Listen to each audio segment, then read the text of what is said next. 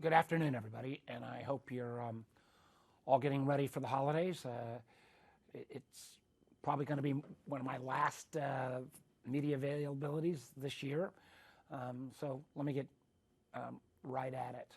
You know, the issue that has been taking the vast amount of my time, even though I've not been in the exact room, are these negotiations on the supplemental.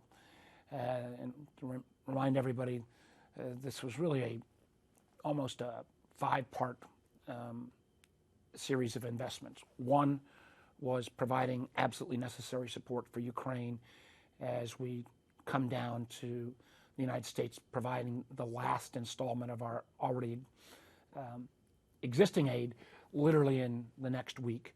I think one of the things that concerns me is that, you know, the person who's having the best Christmas is going to be Vladimir Putin, because he said he thought he could outweight the United States and the West in terms of their support for Ukraine. And at least as we go into the end of 2023, that is a possibility. And that is not good news for democracies anywhere around the world. And one of the things that we were able to get declassified was literally how significant the Ukrainians' effort has been against the Russians.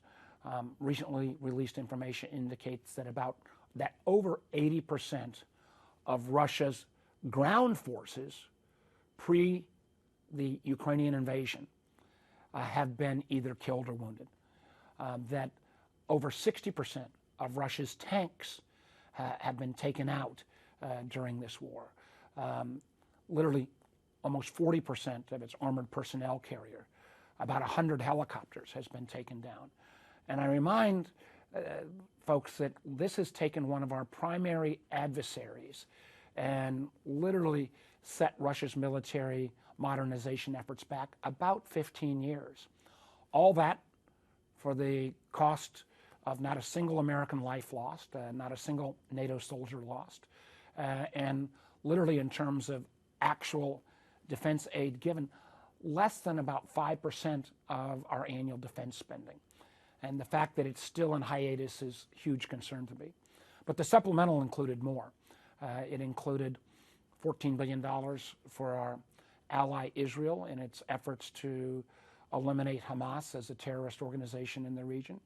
It included $10 billion in humanitarian assistance for innocent Palestinians in Gaza, but also for other nation states in that region whose economies are teetering now in light of the war. Jordan, Lebanon, two examples.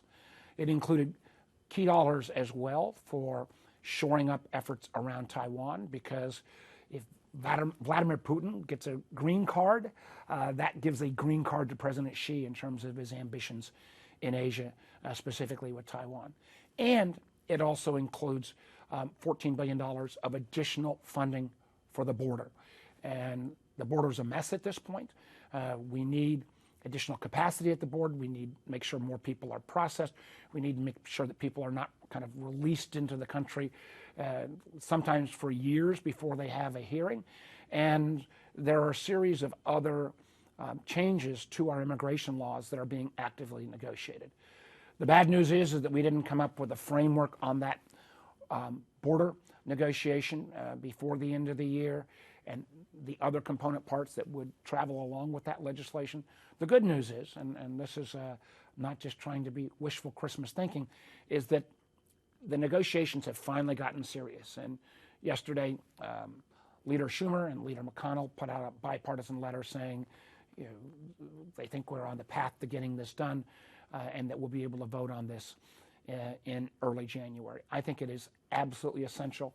I'm again disappointed we didn't get here already. I frankly think both Leader McConnell and the White House needed to be more seriously engaged on the border negotiations 3 weeks ago or 2 weeks ago. It only recently got serious over the last weekend, but we are where we are. And again, back to my main point around Ukraine. This is in America's interest to stand by Ukraine. It is in all democracy's interest. And if we don't stand by Ukraine, well, even though the Europeans are trying to offer Ukraine membership in the EU, they've got some challenges as well when the leader of Hungary is trying to hold up some of the $50 billion in additional Ukraine aid from our European allies. So I can't think of a more geopolitically significant event than making sure that Putin is not successful in his illegal, unprovoked invasion in Ukraine. That's been an awful lot of my time over the last 10 days. On another matter, something I've talked to you all about in past sessions, artificial intelligence. As I've mentioned in the past, I can't think of a topic that, spending more time on it doesn't necessarily mean I'm getting smarter on it. It is a enormously challenging issue, and while there have been lots of efforts to educate large numbers of senators on this issue, I think we're still a ways away from comprehensive legislation. So what I've been working on are some of the bite-sized pieces where we can put some markers down and also make sure we protect ourselves against some of the downside of artificial intelligence. AI tools, I think, can greatly increase productivity. I think we've all many of us at least have used ChatGPT, and now there are a series of other large language models coming out.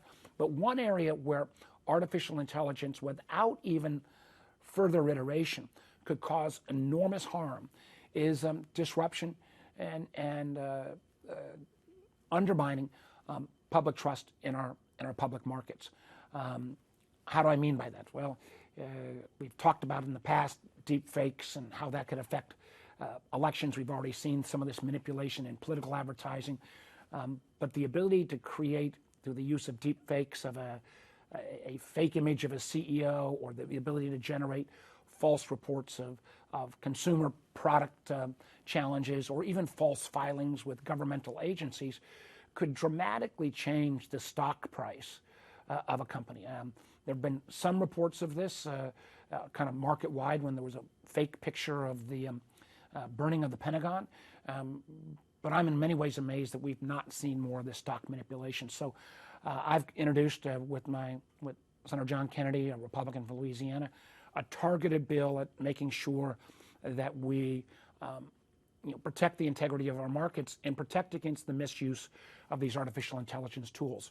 What does my legislation do? Three things. One, it encourages FSOC. FSOC is the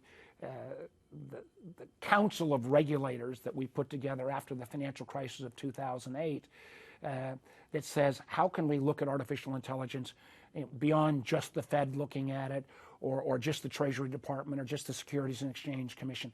The record of the FSOC has been a little bit mixed. I thought they would be more forward-leaning on big issues, but if there was ever a case of a big issue that goes beyond the individual regulatory jurisdictions, it is artificial intelligence, challenging FSOC to come back with specific proposals that we could then implement. The other two things it does, and this builds on existing law because it is already illegal to manipulate stock prices, but artificial intelligence tools can make changes at such speed and scale. That's one of the challenging things about AI. We would put in place the ability to hold those who use these AI tools maliciously to treble damages. That already exists in securities law, but we'd apply it to artificial intelligence tools. And we'd say for those who devise these tools, the ChatGPT, OpenAIs, and the Anthropics and the other entities that create these AI tools, they would bear some responsibility if these AI tools are used to manipulate the market. The fact that this is bipartisan, the fact that there is a lot of growing interest from those in the capital markets about making sure that AI tools don't disrupt and undermine public confidence, I'm hopeful that we could see some action on this legislation next year. And then finally, closer to home, we've all read about a number of the financial challenges that Metro has. So joining with Tim Kaine and our Maryland senators, we've appealed to the president to go ahead and include on an annual basis an additional $30 million in funding from the federal government for WMATA, for Metro. Right now, the federal government funds at about $150 million a year. That additional $30 million would be for security issues around Metro, because being the nation's capital, whether it's protests or whether it's other events, there's enormous extra national security issues that our subway system has that other subway networks around the country don't have. And we think it's only fair that the federal government steps in and takes at least some of that burden. That doesn't solve the whole funding gap that the head of Metro has described as close to $750 million. But if we can increase that funding from the federal government, it I think increases our ability to go back to the 3 local jurisdictions, the District, Maryland, and Virginia, and say, hey, you guys got to chip in as well. So those are lots of other issues happening, and but I know I've already hit over 10 minutes, so wanted to go to Laura and be happy to take your questions.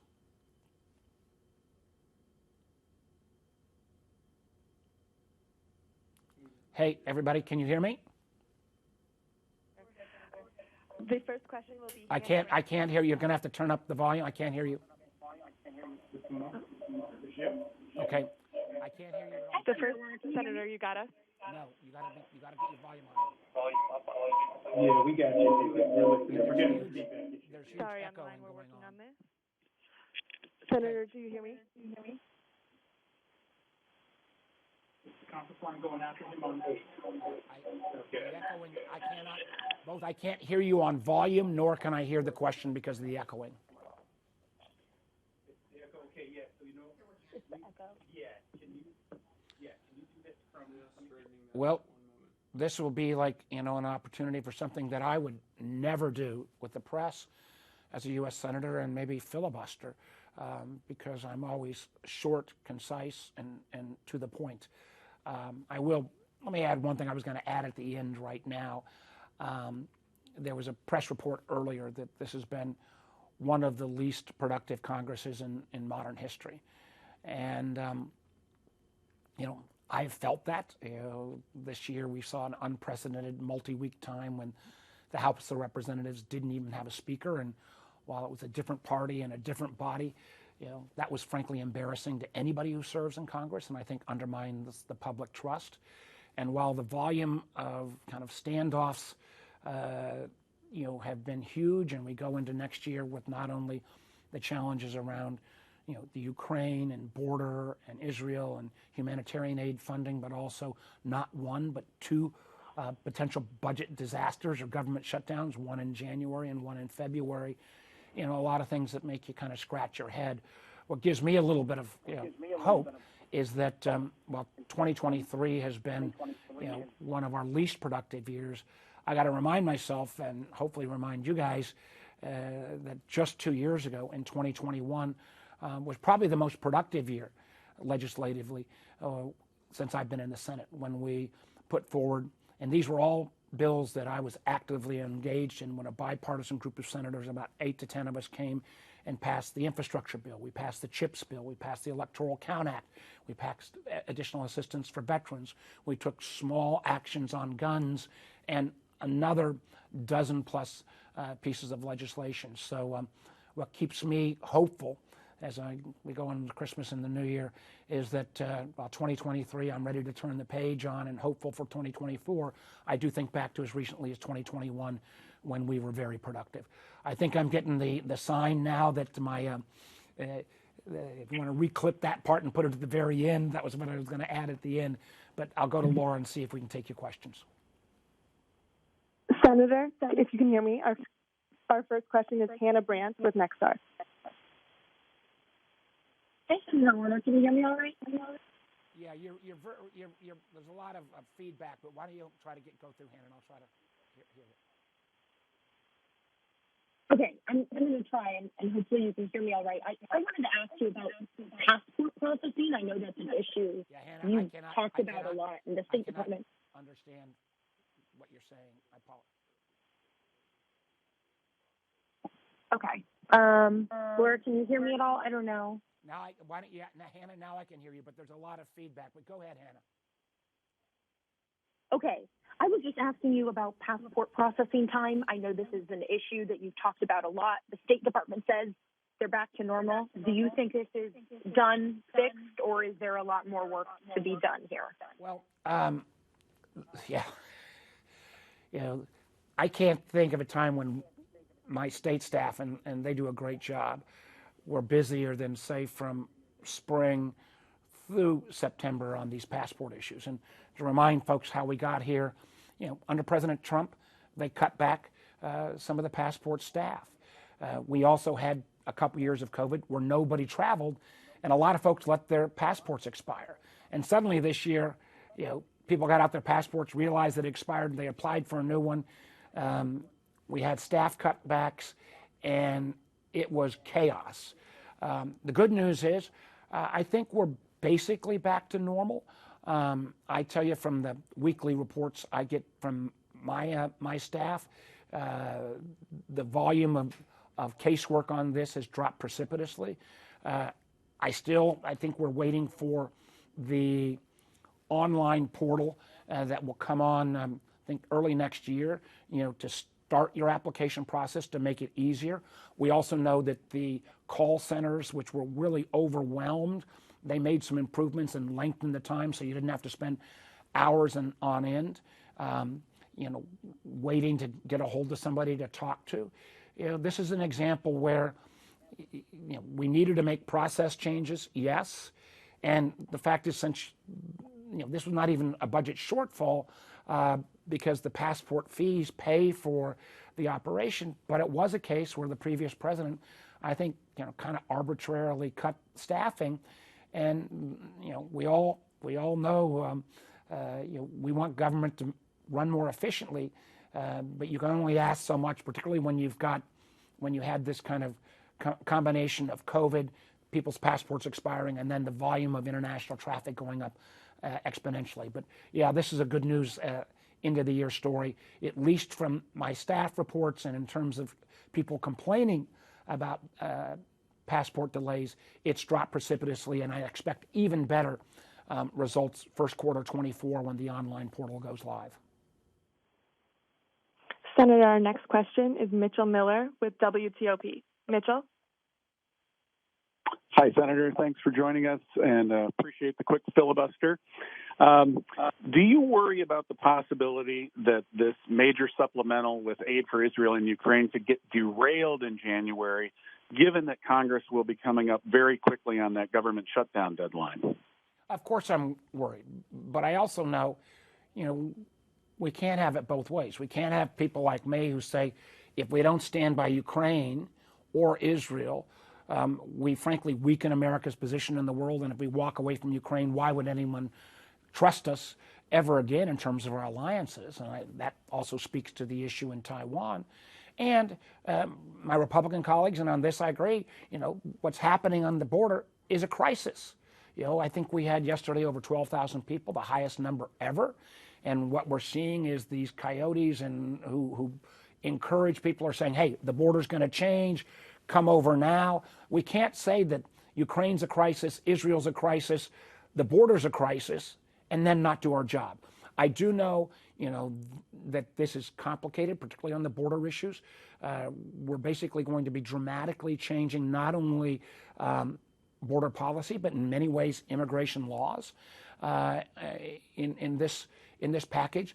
And getting agreement and writing it takes some time, and then recognizing that you don't want all the details to hang out completely over the holidays so that the left and the right can attack it. If we get this through, it will clearly have to be broadly bipartisan. Means we've got to get it done. The excuse that we don't have enough time will disappear. I commend the negotiators. They were here all last weekend. They were going to be working through Christmas into the new year, but they will have the time to get it done, and the sooner we can vote on this, the better. Thank you. Senator, our next question will be Stephanie Liebergen with Scripps.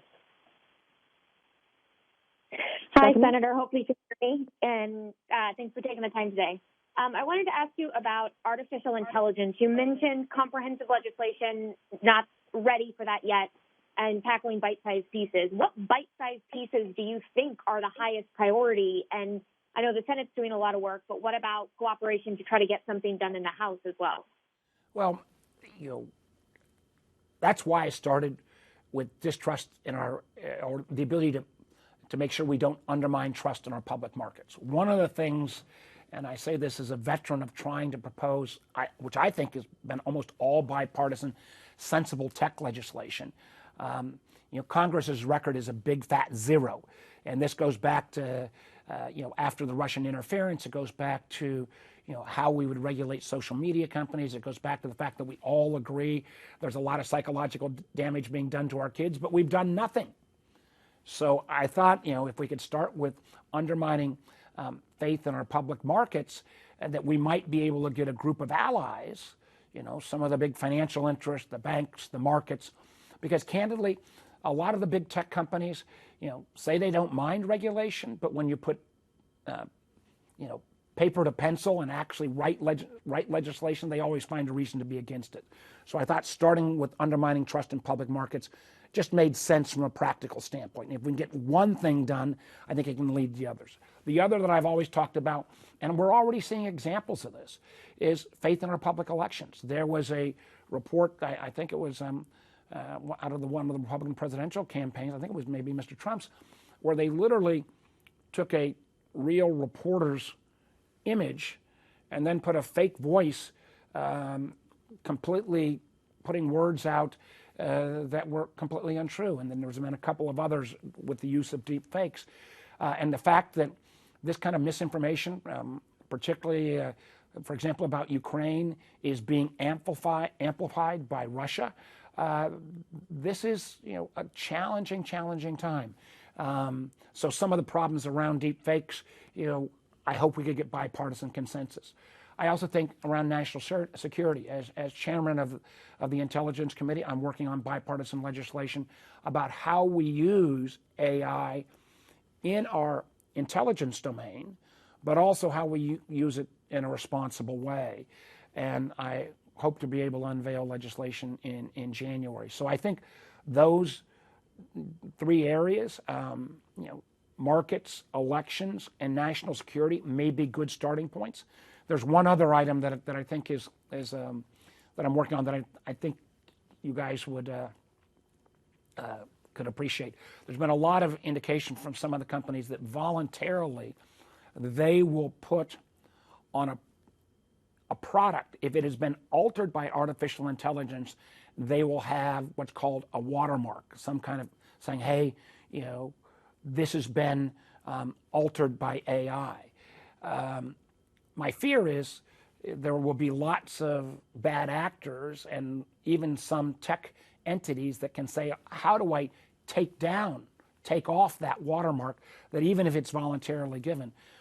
There's examples in copyright law where we could say, basically taking off that watermark, disabling that validation or AI indicator, that in itself could be a crime. That doesn't get to the bigger issues of how we make sure all the data is not biased and how we have a standard system of watermarking, but that might be an example that, if people are manipulating even the voluntary actions that are taken by these big tech companies, that might be a place to start. But let me be the first to acknowledge, even the basic economics about artificial intelligence have changed. If we go way back in time to a year ago, most everybody thought who had the most data, who had the most compute power, how you could test that data was going to be the winner, and there would be only a few large language models out there.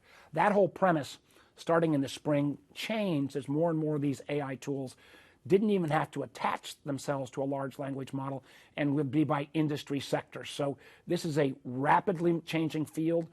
Congress has always been slow to move on technology, but my gosh, the challenges of getting this wrong and AI really dramatically undermining faith in our elections or faith in our markets, or frankly, just confusing the hell out of everybody is a real threat. And, I'm going to stick to it. And I think, again, this is an area where I'm bipartisan. My apologies for, this is a subject I'm passionate about. And I was looking at the time, and I will, I hope that gives you enough.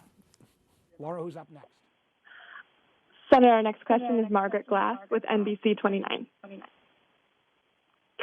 Good morning. morning, Senator Warner. I wanted to ask, what are your thoughts on Trump being disqualified from the 2024 ballot by Colorado Supreme Court? And do you think something like this would ever happen here in Virginia? You know, I went to law school, but I would never claim to be a legal expert.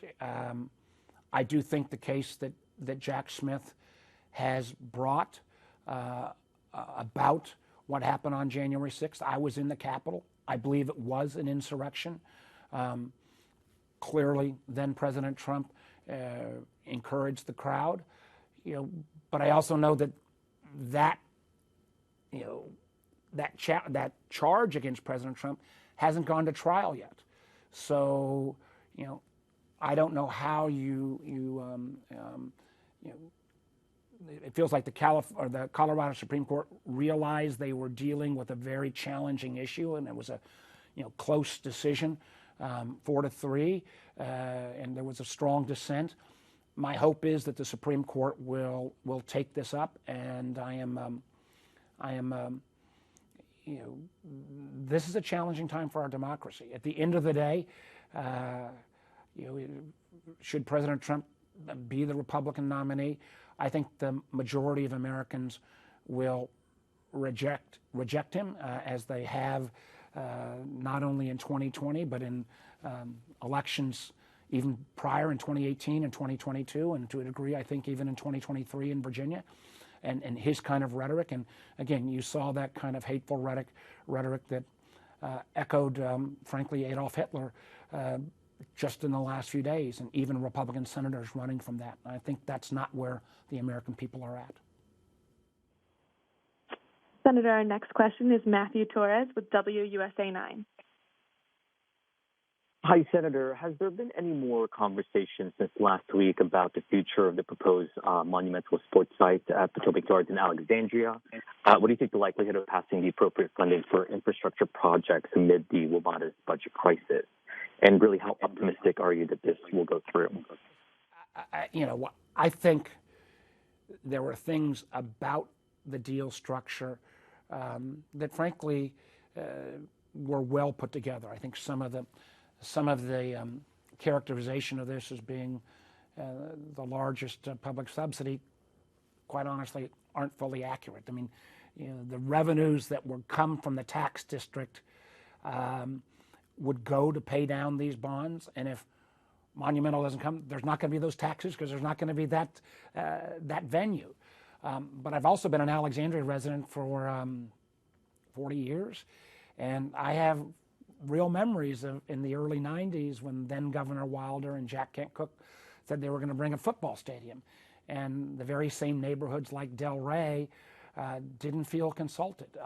I think the challenge for the proposal will be to engage the neighborhoods, to make sure there's not going to be, parking constraints. There's not going to be challenges with the quality of life in those neighborhoods. And I do think, and I think even the advocates for the proposal will acknowledge that the transportation plan, not only Route 1, but how we could use Metro, VRE, Amtrak, other modes for this to work, have got some work to do. And I think, as the governor tries to make the case to the legislature, I think that transportation component will be huge if they're going to be successful. Senator, our next question is Brendan Ponton with W2KR. Hi, Senator. This week, the USS Gerald R. Ford's deployment was extended again. Do you have any thoughts on that and just your overall thoughts on what's currently going on in the Middle East? Well, listen, it is the carrier group's been deployed from Norfolk. I think they send, one in Eastern Med, one, more adjacent off of Iran and the Red Sea area. They have sent a strong message, and I think part of that has been, while we anticipated that some of the Iranian-backed, groups in the region, they have launched attacks against American bases, but frankly, compared to what we thought would happen, it's not been as bad as anticipated. And I think that show of force that the president sent these carrier groups has been effective. I also know that the men and women who are on those in those carrier groups, this has put them away from their families, during the holidays. It's one of the reasons why I think as the president signs the defense bill, the 5.2% pay raise is important. I think continuing to make sure that we do more for military housing in Hampton Roads so that as these sailors are deployed, they can recognize that their spouses and kids are going to be in safe housing. We've got more to do. We've still got, as we've seen in the last year and a half, literally, the number of tragic suicides. I think we've still got issues, even more when sometimes when the ships are back in port on suicides. You know, these men and women are helping protect our country and, frankly, at the end of the day, minimizing the violence that could be taking place in the Middle East. And we need to do more than say we support our military. We have to put our money where our mouth is. And it's one of the reasons why it was so abhorrent what a single senator did by holding up the promotions of close to 400 Navy officers, Army officers, Air Force officers, Marine officers who had earned these promotions for an extraneous political matter. Last night, the 14 remaining 4-stars got their promotions, but the hypocrisy of those who claim to support the military and then undermine the military by putting people's earned promotions on hold, I hope no one will ever use that kind of tactic again. It is unpatriotic and anti those sailors who are having their deployments continued over the holidays. Senator, our final question will be Amy Knowles with the Virginia Dogwood. Hey, Senator Warner, thanks for taking our questions. Now, if you could handpick one piece of legislation to best help Virginians in the new year, what would it be and why? Oh, Amy, you always give me great questions. I would say there's two things. One isn't a new piece of legislation, but it's making sure that all the money we've put out there for broadband in Virginia, because we were more forward-leaning than most states, have more money than almost any other state per capita, getting that money deployed, getting those broadband systems built so everybody's got access to high-speed, affordable broadband. It's been way too long. Most systems are being built out, but there's still a few bumps. I'm actively working with Dr. Holmes and the folks in Virginia. That would be one thing. The other thing would be how can we continue to lower the cost of inflation? I think an area where there's been a little bit of progress made, but a heck of a lot more could happen, is going ahead and having the government negotiate on drug prices. We've brought down the cost of insulin this past year down to about $35 a month. There's been millions of seniors who've saved on that, but there's no reason why Americans and Virginians pay 2 and 3 times the cost for their prescription drugs than folks do in Canada or the UK or France or elsewhere around the world. So lowering the price of prescription drugs would be something that I think would be a direct benefit to the vast majority of Virginians, particularly elderly Virginians who have to take so many of these drugs. I'd like to see us do more on that issue next year. And then finally, you know, and this is more about what I was talking about for the couple moments when we were having technical problems. Having the Congress, you know, not spend all their time next year trying to, you know, condemn the other side, but actually get back to where we were in 2021, where we put the interest of Virginia, we put the interest of the country first, and found bipartisan solutions to get it done. I mean, the reason I'm so much in favor of bipartisanship is because then both parties have to own both the good and the bad. You know, this is not breaking news, but Congress never gets it right 100% in legislation, and if both parties own the solution, they both then have to come in and try to do the fixes even after we pass legislation.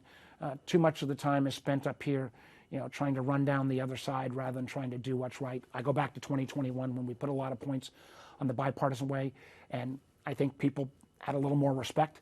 I will be glad to turn the page on a lot of the dysfunction that took place in 2023, because at the end of the day, you know, I think that undermines, you know, people's faith in democracy. And when we've got, you know, some figures running for president next year with such non-traditional, anti-democratic voices and trends.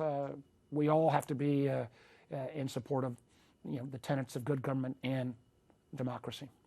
And everybody else, happy holidays. I know it went a little bit longer, but thanks for tuning in, and everybody be safe. Thanks so much.